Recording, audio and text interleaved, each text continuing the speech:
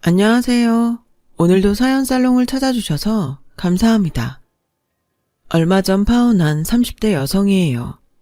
라디오에서 그런 얘기가 나오더라고요. 지구는 둥글기 때문에 다양한 모양의 사람들이 모여서 틈을 메우고 사는 거라고 말이죠. 그 얘기를 들을 때까지만 해도 꽤 그럴듯한 말이라고 생각했어요. 그런데 결혼을 앞두고 이런저런 일을 겪다 보니 그 다양한 사람이라는 의미가 남다르게 다가오더라고요. 다르다는 건 나쁜 게 아니지만 다름으로 표현되는 인간들 중에는 정말이지 상식적으로는 이해할 수 없는 인간들이 존재하더라고요. 제 전 예랑 식구들처럼 말이죠. 그래서 옛사람들은 열길 물속은 알아도 한길 사람 속은 모른다는 주옥 같은 말씀과 돌다리도 두드려보고 건너라는 피가 되고 살이 되는 조언을 하셨는지도 모르겠네요. 옛말 틀린 거 하나 없다고 제가 직접 경험해보니 피부에 와닿더라고요. 사실 저도 남들의 사연을 들을 때는 몰랐어요. 왜 저렇게들 악다구니를 쓰며 힘들게 사는 걸까 했으니까요. 그런데 막상 당해보니 알겠더라고요.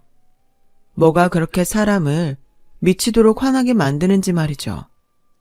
결국 저도 이렇게 창피함을 무릅쓰고 사연을 보내게 됐으니까요. 모든 시작이 다 그렇듯 처음엔 모든 게 제대로 흘러가는 것 같았어요.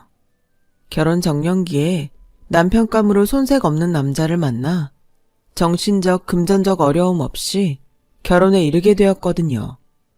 얘랑과 저는 궁합도 안 본다는 4살 차이로 중매를 통해 만났어요. 이전까지 각자 연애도 하고 이별도 경험했던 탓에 연애 감정을 바라고 선자리에 나간 건 아니었죠. 그래서 오히려 말이 잘 통했던 것 같아요. 평생을 같이 할 반려자를 찾겠다는 목적이 같았으니까요. 게다가 서로의 학벌과 직업, 직급과 연봉까지 모조리 공개한 상태에서 만난 거라 괜히 눈치 보며 탐색할 필요도 없었고요. 얘랑과 저는 같은 목동 출신으로 치맛바람 센 엄마들 밑에서 들들 볶이며 자랐다는 공통점이 있었어요. 평일엔 방과 후 학원 셔틀을 하고 주말엔 상위권 친구 2명과 함께 과외쌤 오피스텔에서 과외를 했어요. 이름난 과외쌤이라서 한 번이라도 시간을 어기거나 과제를 안 해오면 그날로 바로 아웃이었어요. 과외비가 엄청 비싼데도 신청자가 많아서 대기자만 해도 수십 명에 달할 정도였죠. 웃긴 건 얘랑도 그 쌤한테 과외를 받았다는 거예요. 진영씨 어머님도 치맛바람이 장난 아니셨나 보네요. 그 쌤이 강남에서도 유명한 사람이라 티오 날 때마다 엄마들 사이에서 경쟁이 장난 아니었거든요. 수업 오목교 근처 오피스텔에서 했죠. 그거 저희 엄마가 해준 거예요. 정확히 말하자면 저희 엄마가 사람들 모아서 다 같이 해준 거죠. 강남에서 그 쌤 데려오면서 말이에요. 그때 저희 엄마 제 과외비로 돈 엄청 날렸어요. 그 바람에 툭 하면 아빠랑 부부싸움을 하실 정도였거든요. 그나저나 진영씨도 어머님 때문에 고생 많이 했겠네요.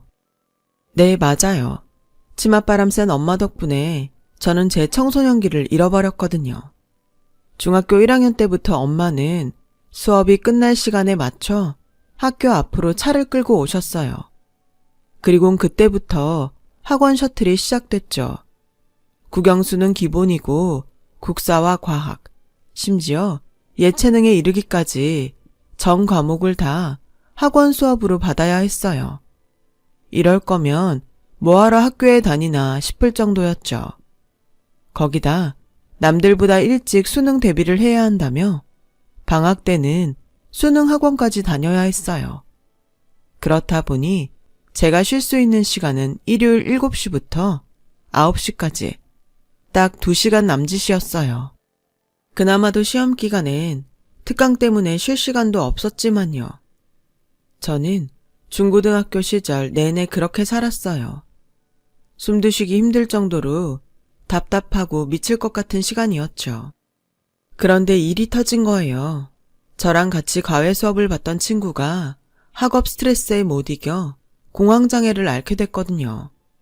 당시만 해도 생소한 병명이라서 치료하면 바로 낫는 줄 알았는데 반년이 다 되도록 친구의 병은 점점 심해져서 등교는커녕 대인 기피증까지 생겨서 방 밖으로 한 발자국도 나오려 들지 않았어요. 그 소문은 순식간에 퍼져나갔고 저희 엄마 귀에까지 들어가게 되었죠.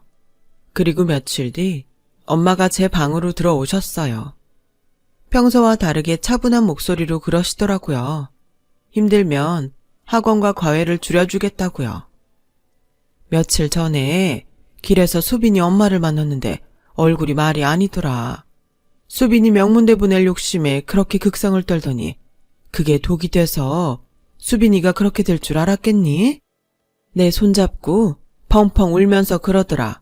수빈이가 다시 예전처럼 돌아와 주기만 한다면 다시는 학원 근처에도 안 보내겠다고 말이야. 엄마도 이번 일로 많이 깨달았어. 너 명문대 보내려고 했던 건 다 너 잘 되라고 한 거였지만 따지고 보면 그게 다 내 욕심이었던 것 같아. 나 무시하는 시댁 식구들 앞에서 내가 내 딸 명문대 보냈다고 큰 소리 치고 싶었던 걸 테니까. 그렇게라도 내 능력을 인정받고 싶었는지도 몰라. 엄마 참 한심하지? 근데 이젠 안 그러려고. 나한텐 내 딸이 더 소중하니까. 그렇게 수빈이 엄마를 반면교사 삼았던 엄마는 국영수 학원 하나만 제외하고 모든 학원과 과외를 중지시켜 주셨어요. 덕분에 저는 고2 말부터 평범한 여고생이 되었죠. 하지만 오히려 공부는 예전보다 더 열심히 했어요. 그건 어디까지나 나를 위한 일이기도 했지만 하나뿐인 엄마를 위한 일이기도 했거든요. 사실 저희 엄마가 처음부터 저에게 공부를 강요했던 건 아니에요. 오히려 그 반대였죠. 그랬던 엄마가 변하게 된 건 친할머니 때문이었어요. 네가 돈 많은 부모가 있니? 그렇다고 힘 있는 형제가 있니? 쥐뿔도 없는 집구석에서 왔으면 네 자식이라도 번듯하게 키워서 며느리 노릇이라도 해야 할 거 아냐. 네 동서 보면 뭐 느끼는 거 없니? 지 남편 출세시킨다고 친정인맥 동원해 지 남편 내조하지. 자식들 교육시킨다고 미국까지 오가며 애들 뒷바라지 하지. 이러니 내가 걔를 안 이뻐할 수가 있겠냐고. 그런데 넌 어떠니? 넌 하나밖에 없는 딸내미도 제대로 관리 못해서 5학년이나 된 애가 아직 영어 인사도 제대로 못하게 만들어? 이러다 미국에서 온 가은이 가영이 오면 지 사촌하고 대화도 못하게 만들려고 애 교육에 손 놓고 있는 거야? 애를 딱 네 수준으로 만들어 놓으려고? 이래서 보고 배운 게 없는 애는 며느리로 들이는 게 아니었는데 내가 너무 정이 많아서 널 받아줬다. 내가 정신 나갔지. 아휴. 친할머니는 툭하면 작은 엄마랑 비교해 엄마를 자극하셨어요. 친할머니가 속을 헤집고 간 날이면 엄마는 가슴을 치며 눈물을 삼켰죠. 그런 날들이 이어지면서 엄마는 점점 몬스터맘으로 변해간 거예요. 그즈음 미국으로 조기 유학 갔던 사촌들이 적응을 못해서 2년 만에 쫓겨나듯 한국으로 돌아오자 엄마는 쾌재를 부르셨어요. 작은 엄마의 실패는 저희 엄마에겐 기회니까요. 엄마는 이때를 놓치지 않고 제게 올인했어요. 길을 쓰고 이름난 학원에 저를 끼워 넣고 공부 잘하는 애들이랑 짝을 지어서 과외 무리를 만들었어요. 불행인지 다행인지 엄마의 극성 탓에 제 성적은 쑥쑥 올라갔고 엄마가 바라던 외고에 합격하게 되었죠. 그러자 그동안 저희 엄마를 무시하던 친할머니가 확 달라지신 거예요. 자식 교육에 실패한 작은 엄마 대신 저희 엄마한테 기대를 걸기로 한 거죠. 가족들이 모일 때마다 작은 엄마는 예전에 저희 엄마가 당했던 것처럼 냉대와 멸시를 받아야 했어요. 대신 엄마는 친할머니의 총애를 받으며 비로소 맏며느리 대접을 받을 수 있게 되었죠. 구차한 영광이었지만 그래도 엄마는 손에 든 사탕을 뺏기기 싫은 아이처럼 어떻게든 저를 명문대에 보내 지금의 영광을 지켜내고 싶어 했어요. 그런 마음을 알기에 저도 열심히 공부할 수밖에 없었죠. 이것만이 딸로서 해드릴 수 있는 최고의 효도다 생각하며 말이에요. 하지만 어디 세상 일이 내가 원하는 대로 이루어지나요? 막상 외고에 들어가 보니 정말 공부 못하는 애는 하나도 없더라고요. 저도 공부 꽤나 한다는 소리를 들으며 중학교 시절을 보냈는데 이 학교에 들어온 애들 치고 저만큼 안 되는 애는 하나도 없었어요. 그러니 내신 등급을 따는 게 그렇게 어려울 수가 없었죠. 소수점 하나에도 서너 명이 주르륵 달려있을 정도였으니까요. 아무리 죽어라 해도 성적은 좀처럼 오르지 않자 자신감이 점점 떨어지고 별것 아닌 말에도 발끈할 정도로 신경이 예민해졌어요. 그 무렵 앞에서 말했던 수빈이 일도 있었고요. 저도 수빈이만큼 버겁고 위태로운 나날을 보내고 있었거든요. 벼랑 끝에 선 것처럼 말이죠. 그런 제가 걱정됐던 엄마는 한약이며 몸에 좋다는 건강보조식품을 사다가 주시곤 했는데 그조차도 명문대에 가라는 무언의 압박처럼 느껴졌어요. 그래서 평생 하지 않던 반항까지 하며 엄마를 힘들게 했죠. 왜? 엄마가 원하는 명문대 못 갈까봐 걱정돼서 그래? 할머니한테 다시 예전처럼 무시당하게 될까봐 겁나서 나한테 잘해주는 거냐고. 엄만 어쩜 그렇게 이기적이야? 난 죽을 만큼 힘든데 어떻게 엄마란 사람이 자기밖에 모르냐고. 그러고도 내 엄마야? 나 이제 정말 지쳤어. 죽어라 해도 성적도 안 오르고 이러다가 내가 피말라 죽을 것 같단 말이야. 그러니까 나 좀 내버려둬. 그때였어요. 제 뺨에 뜨거운 기운이 피어올랐어요. 엄마한테 세게 한 대 맞은 거였죠. 난생 처음 뺨을 맞은 전 놀라서 눈물만 뚝뚝 흘리고 있었어요. 그러자 엄마가 씩씩대며 그러더군요. 야, 이 기집애야. 세상 어떤 엄마가 내 자식이 죽겠다는데 나 몰라라 해. 뭐? 명문대? 그깟게 뭐가 중요해. 명문대 못 나와도 먹고 사는데 아무 문제 없어. 그치만 너 잘못되면 내가 살 수 있을 것 같니? 네 아빠는 제정신으로 살겠냐고. 너 없으면 엄마 아빠 못 살아. 너만 몸 건강히 잘 커준다면 아빠랑 난 더 바라는 게 없어. 우리한텐 네가 제일 소중하니까. 그러니까 스트레스 받지 말고 쉬엄쉬엄 해. 대학? 그깟 거 못 나와도 잘 살 수 있어. 그러니까 너무 애태우지 마. 응? 생각지도 못한 엄마의 말에 저는 그만 울음이 터져버렸어요. 그래서 엄마를 끌어안고 한참을 울었죠. 그렇게 울고 나니 그동안 어깨를 짓누르던 무게가 사라져버렸어요. 그리곤 다시 예전의 제 모습을 찾을 수 있었죠. 더 이상 공부하는 게 괴롭지도 않았고 성적 변화에 초조해하지도 않았어요. 그랬더니 오히려 성적이 오르지 뭐예요.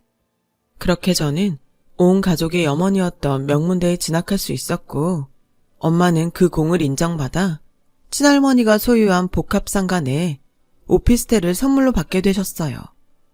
뜻밖의 선물이었죠. 엄마는 거기서 나온 월세를 모아 본격적으로 재테크를 시작하셨어요.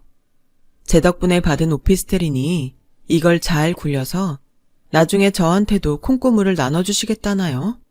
그래서 마음대로 하시라고 했어요. 저는 주식 묵혀두는 심정으로 잊고 살겠다고 말이죠. 제발 상장 폐지만 되지 않기를 바라는 심정으로요. 대학생이 된 저는 그동안 해보지 못했던 화장도 하고 친구들과 MT도 떠나곤 했어요. 그동안 공부만 하느라 몰랐는데 제가 꽤 잘 놀더라고요. 그런데 알고 보니 그게 다 저희 엄마를 닮아서 그런 거였더라고요. 아빠가 그러시는데 엄마가 왕년에 좀 놀던 분이었다지 뭐예요. 저희 부모님은 고등학교 동창인데요. 아빠는 전교생이 다 아는 전교 1등 범생이었고 엄마는 인근 학교에서도 알 정도로 놀고 다니는 날라리였대요. 그래서 친할머니가 그렇게 결혼을 반대했던 거죠. 기껏 공들여 키운 아들을 개날라리한테 뺏겼다고 말이죠. 그러거나 말거나 지금은 손녀딸을 명문대에 보낸 기특한 며느리가 됐으니 이 정도면 해피엔딩인 거죠. 대학을 졸업한 저는 전공을 살려 의류 수입업체에 취직을 했어요. 영업부라 해외 출장도 잦고 브랜드 런칭 때문에 주말도 없이 뛰어다녀야 할 정도로 바쁜 나날이 이어졌죠. 그러다 보니 결혼은 뒷전이고 일에 빠져 살게 되었어요. 솔직히 결혼을 해야겠다는 생각조차 없었죠. 하지만 할머니는 저와는 생각이 달랐어요. 하루빨리 손녀 사윗감을 찾아서 저랑 짝을 지어줄 생각뿐이셨어요. 그래서 여기저기에 제 선자리를 부탁해 놓으신 상태였죠.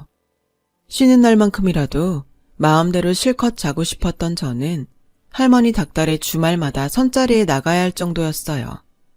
엄마가 중간에서 아무리 말려도 할머니는 들은 척도 안 하셨죠.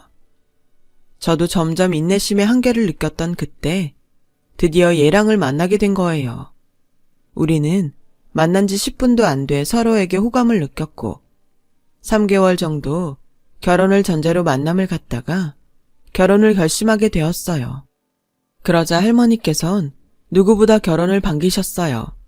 거봐라, 이 할미 얘기 듣고 선보길 잘했지? 알아보니 집안이며 재력이며 뭐 하나 빠지지 않는 집이더라. 안 싸두니 남매를 서울대까지 보낼 정도로 자식 교육에도 확실한 집이다. 사람은 자고로 비슷한 형편끼리 만나야 탈 없이 평탄하게 사는 거야. 니네 외가를 봐라. 그리 궁색하니까 네 엄마가 손아래 사람한테도 대접 못 받고 산 거 아니니. 넌 뒤에 돈 많은 할미가 떡하니 버티고 있으니까 그런 걱정은 없지만 내가 있는 한 네가 시댁에서 서운한 얘기 들을 일은 없을 거다. 뭐든 말만 해. 할미가 다 해줄 테니. 홍기찬 딸 혼사는 내가 말 안 해도 네 애미가 진작에 챙겼어야 하는 건데 어디에 정신을 파느라 하나뿐인 딸내미한테 일이 무심한 건지. 할머니는 말끝마다 저희 엄마 트집을 잡아가며 자신의 공을 생생 내셨어요. 그 말이 듣기 싫었지만 할머니 덕에 예랑을 만난 건 사실인지라 입 꾹 다물고 한 귀로 듣고 한 귀로 흘렸죠. 그런데 결혼을 하겠다는 제 말에 엄마가 난색을 하지 뭐예요? 뭘 그렇게 서둘러 가려고 그래. 요즘 같은 세상에 혼기가 어딨다고. 다 자기가 가고 싶을 때 가면 그만이지. 게다가 난 네 시어머니 자리가 왠지 마음에 걸린다. 아파트 엄마들한테 들어보니 왕년에 치맛바람으로 유명했던 사람이더라고. 성격도 장난이 아니라는데 그런 사람을 네가 감당할 수 있겠니? 내가 네 할머니를 모셔봐서 아는데 치맛바람 센 시어머니 모시고 사는 거 정말 피곤한 일이다. 내가 네 할머니 때문에 얼마나 마음고생하고 살았는지 누구보다 네가 잘 알잖아. 근데 네가 하필 그런 집으로 시집을 간다니. 난 네가 나처럼 살지 않았으면 좋겠어. 그러니까 곰곰이 다시 생각해봐. 이 결혼 꼭 해야 하는지. 엄마도 참 개구리 올챙이적 생각 못한다더니 엄마가 그 짝이네. 엄마도 우리 시어머니 못지않게 한치맛바람 했던 거 기억 안 나? 그런 엄마 밑에서도 버티고 살아온 나라고. 그런데 무슨 걱정이야? 그리고 내가 시어머니랑 결혼하나? 남편이랑 결혼하지. 어차피 결혼해도 따로 분가해서 사는 거니까 너무 걱정하지 마. 보란듯이 잘 살 테니까. 그러니 이젠 내 걱정 그만하고 엄마도 엄마 인생 살아. 엄마는 제 말에 서운했는지 말없이 방으로 들어가 버렸어요. 그리고 며칠 뒤 당사자들보다 마음이 급했던 저희 할머니와 어머님이 만나 상견례 날짜며 장소까지 정했어요. 두 분 다 한치맛바람 하셨던 분들이라 자식 일에 거침이 없으셨죠. 상견례도 치르기도 전에 할머니와 시어머니의 독단적 결정으로 가을에 식을 올리는 걸로 합의가 됐어요. 그 말을 들은 엄마는 펄펄 뛰었죠. 도둑장가 보내는 것도 아니고 무슨 결혼을 3개월도 안 남기고 정해? 혼수며 예단이며 준비할 게 어디 한두 개냐고. 그리고 그걸 나랑 상의도 없이 왜 네 할머니랑 만나서 정한다니? 엄연히 내가 네 엄만데 사람을 무시해도 정도가 있지? 암튼 난 이 결혼 정말 마음에 안 들어. 안 그래도 소문도 안 좋은 집이라 괜히 찜찜한데 말이야. 단단히 마음이 상한 엄마는 며칠을 머리를 싸매고 자리 보전을 하셨어요. 괜히 죄송하긴 했지만 그때는 저도 준비해야 할 일이 태산이라 엄마한테 신경 쓸 여력이 없었어요. 결혼식까지 시간은 없고 회사 일도 바쁜 탓에 전 예식장과 스드메 준비를 하느라 고3 때보다도 혹독한 시간을 보내야 했어요.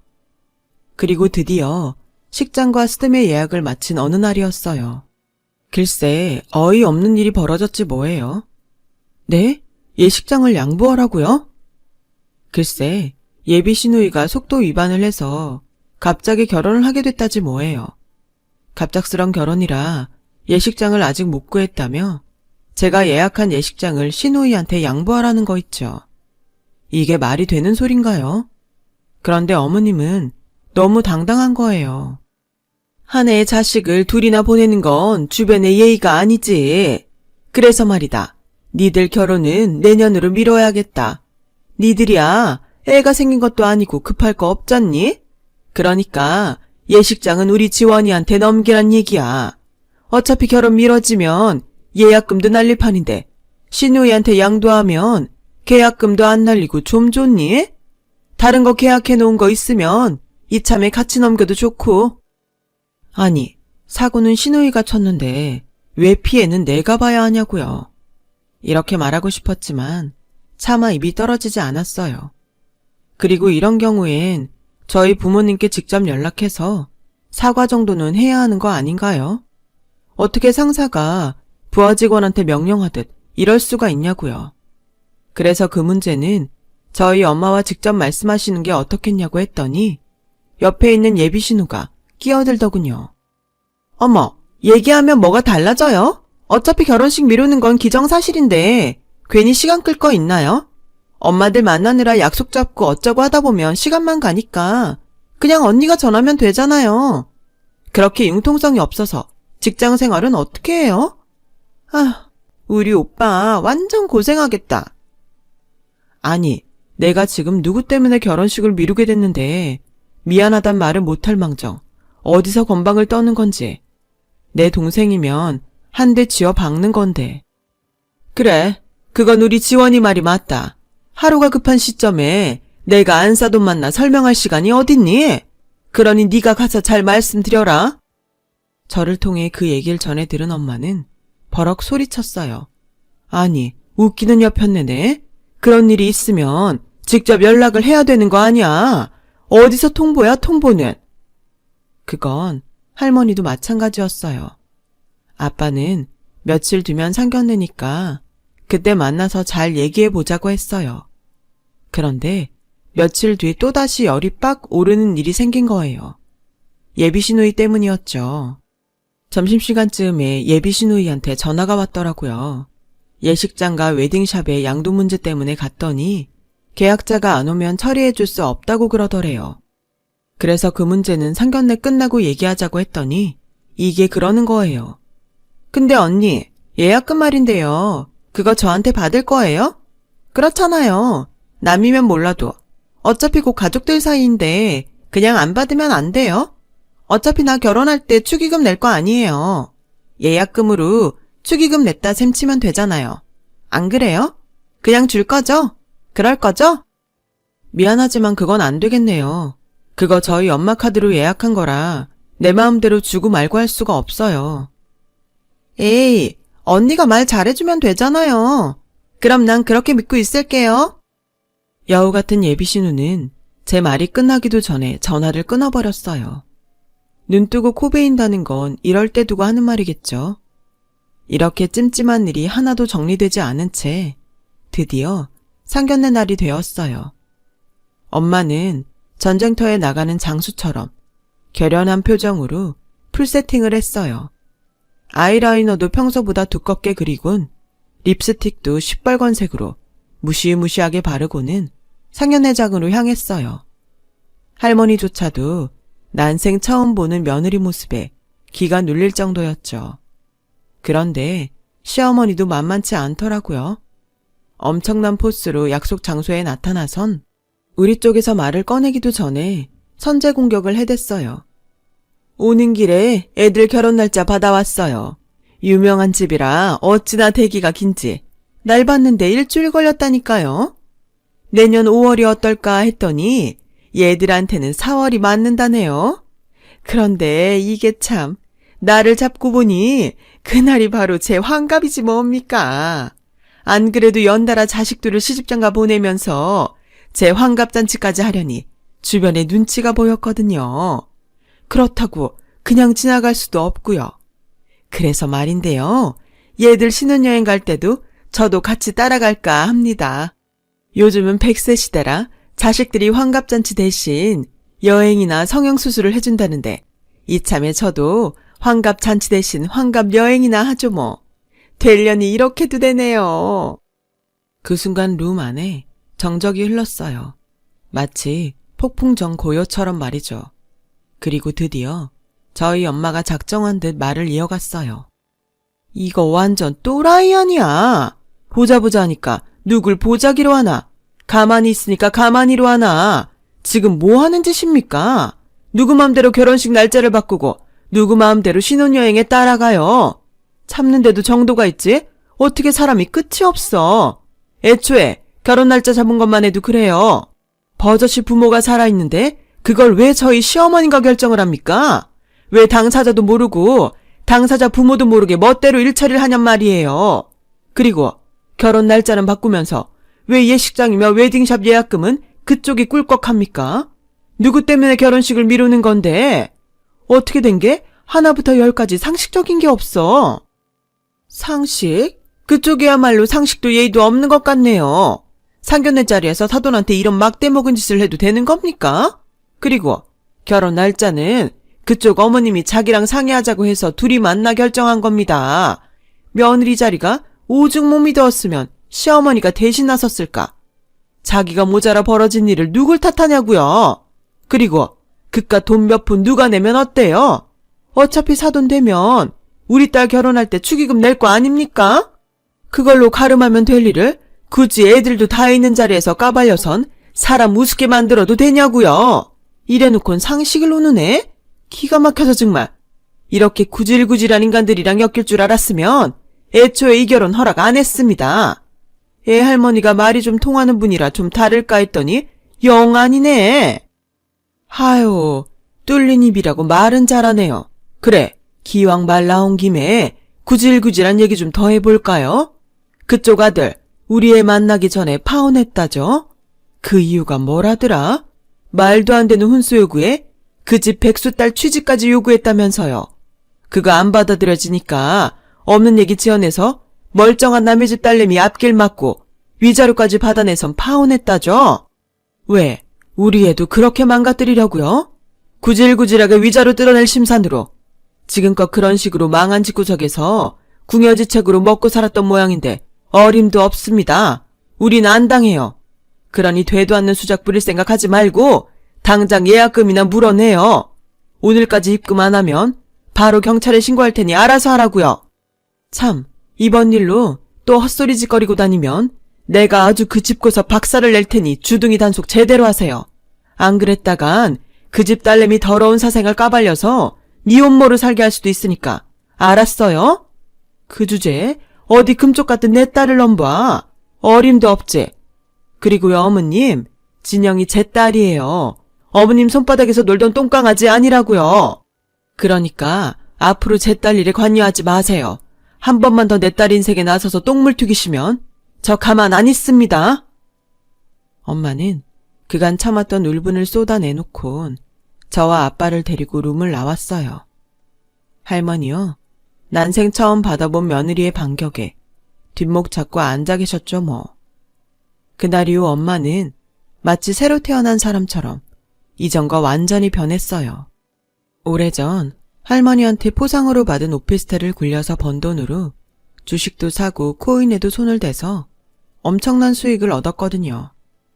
못 사는 집에서 시집왔다고 수십 년을 구박받던 신데렐라에서 수십억 자산을 가진 능력 있는 아줌마가 된 거죠. 이런 엄마를 보니 굳이 결혼에 목을 맬 필요가 없다는 생각이 들었어요. 내 능력만 있다면 나이가 들어도 충분히 인생을 개척하며 즐겁게 살 수 있다는 걸 깨달았으니까요. 이제까지 제 인생을 너무 휘둘리며 살았던 것 같아요. 엄마가 바란 것도 제가 자주적으로 제 인생을 사는 거였을 테고요. 이제 제 인생 누구에게도 휘둘리지 않고 제 생각대로 꼿꼿이 살아가 보려 합니다. 지금까지 제 사연을 들어주셔서 감사드립니다.